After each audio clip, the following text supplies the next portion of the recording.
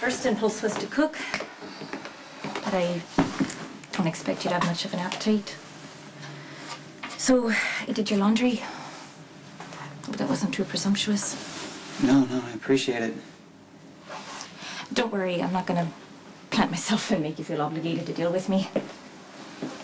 You know where I am. Call me if you need anything. I do, actually. But listen, Siobhan, I need you to just let me talk, okay? I don't want you to interrupt or defend or play the devil's advocate. Sure. Okay. When we stopped by the Haunted Star on the way to get married, do you remember whether my dad was drinking or not? He had a tumbler of scotch. Why? My dad was driving the car that hit Jake. Oh my God. Lucky, are you sure? Yeah. Yeah, I saw the forensics report myself. There's no question. I'm so sorry. Yeah, so was my dad. He's sorry and remorseful, all the while insisting he wasn't drunk. There's a lot of water under the bridge between my dad and me. I mean, we barely spoke for years.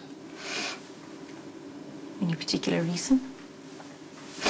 Many particular reasons, you know. I mean, history, disappointment, father who turned out to be flawed, terrifyingly human after all. It just made me rebel against everything, you know, everything that he wanted from me or for me. And all the while, underneath the surface, rumbling like an oncoming freight train, Dad drank. Steadily. You know, no effort to hide it, just in your face. Even after I developed my own addiction. See, that was finally when I realized that my dad was an alcoholic. When I saw it in myself. Did you ever confront him?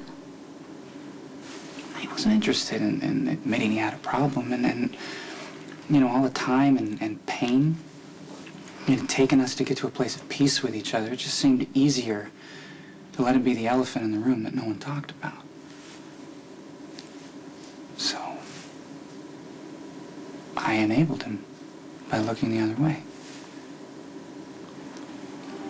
My father's been a raging alcoholic for years. And I knew it was going to catch up with him someday. And I didn't do anything to stop it. And now here we are. My dad gets hammered. Gets behind the wheel.